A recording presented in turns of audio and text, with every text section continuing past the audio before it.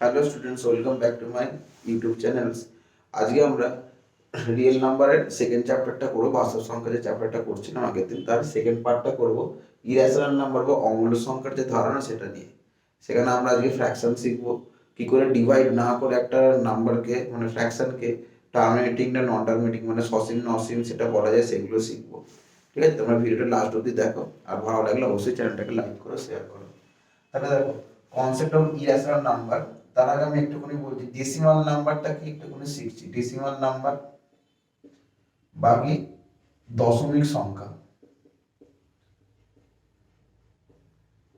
Decimal number বাংলাটা কি হয়? দশমিক সংখ্যা। ডেসিমাল নাম্বারকে মেইনলি আমরা দুটো ভাগে ভাগ করতে পারি, একটা টার্মিনেটিং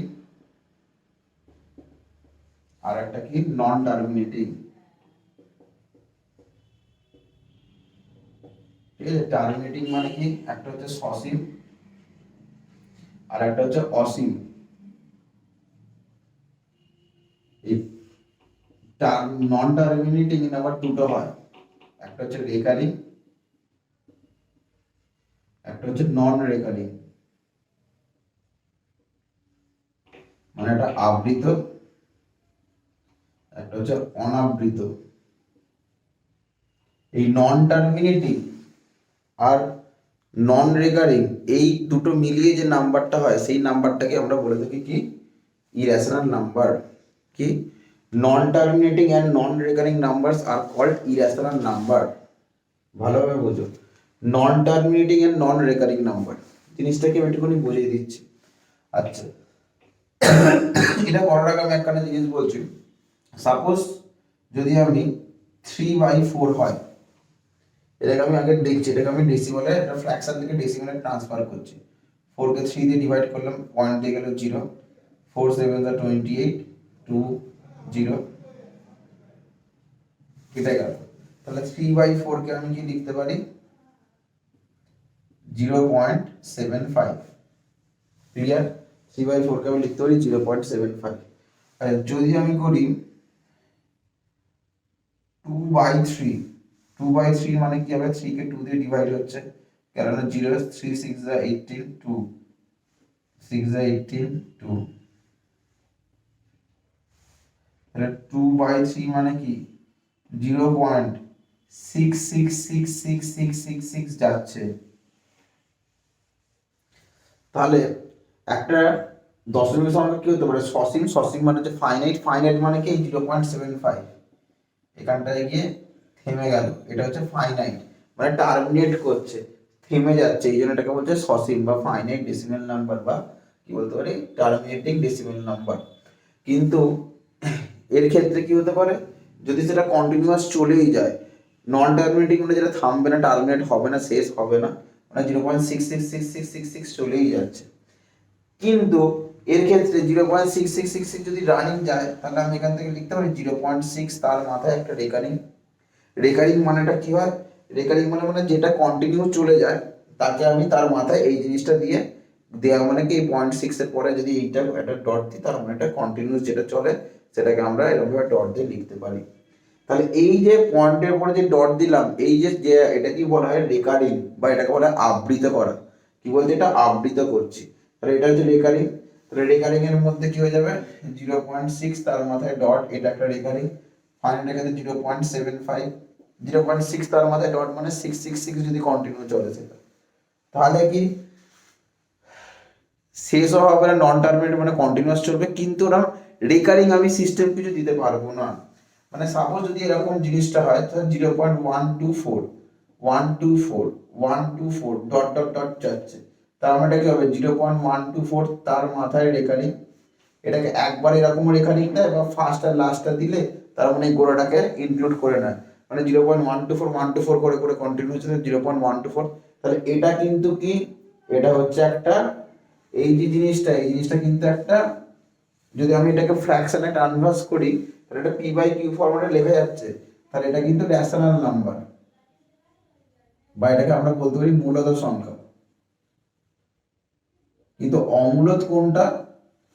যদি এরকম সিমিলারিটি না থাকে, মানে কি সাপোজ যদি আমি বলি 0.0 আর 1 দিয়ে আমি যে কোনো জিনিস নন রেকারিং করে মানে করে দিতে পারি, ইরেশনাল করে দিই। জিরো, দুটো জিরো, দুটো ওয়ান, তিনটে জিরো ওয়ান, চারটে জিরো ওয়ান ওয়ান, দুটো zero one one one, zero zero one, dot dot dot. এখানে কোনো সিমিলারিটি নেই। একবার মনে হচ্ছে এই দুটো জিরো দুটো ওয়ান, তারপর নিশ্চয়ই দুটো জিরো দুটো ওয়ান আসবে না, তিনটে জিরো একটা ওয়ান, চারটে জিরো দুটো ওয়ান, কোনো সিমিলারিটি নেই। তাহলে এরকম ভাবে আমি যেরকম ভাবে খুশি আমরা এটাকে ইরেশনাল করতে পারি। তাহলে এই যে জিনিসটা কি হচ্ছে, এটা ইনফাইনাইট হচ্ছে, মানে নন টার্মিনেটিং হলো, এই যে নন টার্মিনেটিং অসীম হলো। আবার রেকারিং হলে একে আমি রেকারিং দিতে পারি, রেকারিং করতে পারি না। এই যে নাম্বারটা পেয়ে গেলাম, এই নাম্বারটাকে আমরা বলে দেবো কি ইরেশনাল নাম্বার। Irrational number. সবার কাছে নিশ্চয়ই মোবাইল আছে, মোবাইলে তো একবার দেখবে √2, √2 এর ভ্যালুটা মারো, দেখো 1 পয়েন্ট, দেখো কোনো ঠিকঠাক নেই নাম্বার, মানে পরপর কোনো সিকোয়েন্স মেনটেন করে নেই, যে কটা আসছে আবার মানে পরপর যদি 4টে ডিজিট থাকে আবার পরে 4টে ডিজিট ফিরে আসবে সেরকম নেই, যা তা ভাবে নাম্বার আছে √2, √3, এগুলো হচ্ছে এই জন্য এই নাম্বারগুলোকে আমরা বলে থাকি কি নন টার্মিনেটিং আর নন রেকারিং, মানে এটাকে বলে থাকি ইরেশনাল নাম্বার। ঠিক আছে, এটা হচ্ছে তাহলে ইরেশনাল নাম্বারের মেন কনসেপ্ট, আশা করি বুঝতে পেরেছো। আচ্ছা, এরপর আমি আরেকটা জিনিস শিখেছি, ডিভাইড না করে একটা নাম্বার টার্মিনেটিং না নন টার্মিনেটিং সেটা বুঝবো কি করে। ডিভাইড না করে, উইদাউট ডিভাইডিং, মানে ভাগ না করে একটা নাম্বারকে টার্মিনেটিং মানে নন টার্মিনেটিং সেটা বুঝবো কি করে। দেখো, এটা বোঝার জন্য আমার কি করতে হবে, এটা জাস্ট জিনিস হলেই হয়ে যাবে। ঠিক আছে, যদি যদি মানে হরের উৎপাদকে মানে হর মানে ডিনোমিনেটরে যদি প্রাইম ফ্যাক্টরে যদি 2 আর 5 থাকে, তাহলে সেই নাম্বারটা সবসময় টার্মিনেটিং হয়। বাংলাটা ফার্স্টে লিখছি, তারপরে ইংলিশে লিখছি। যদি হরের মৌলিক উৎপাদকে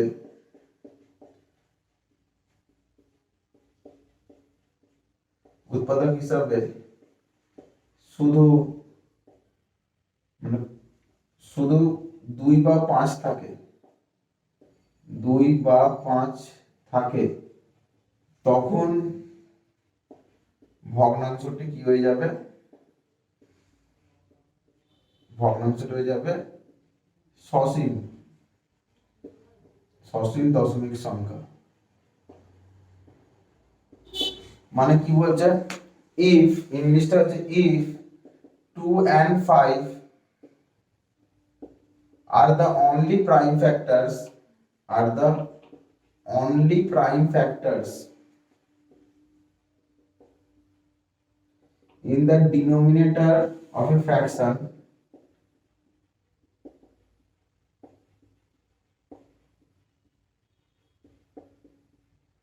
then the fraction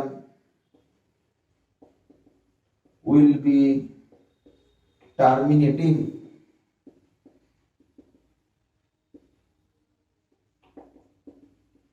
ঠিক আছে, মানে কি রকম হচ্ছে, যদি একটা এক্সাম্পল দিচ্ছি, 7/256, এই প্রবলেমটা আমি কি করব, ওপরটা দেখব 256 কে আমি প্রাইম ফ্যাক্টরে ভাঙছি। 2 দিয়ে যাচ্ছে কি হচ্ছে 128, 2 দিয়ে গেল কি হচ্ছে 64, 2 দিয়ে গেল 32, 2 দিয়ে গেল 16, 2 দিয়ে গেল 8, 2 দিয়ে গেল কি হচ্ছে 4, 2 দিয়ে গেল 2, তাহলে 256 মানে সবকটাই 2 2 2, 8টা 2,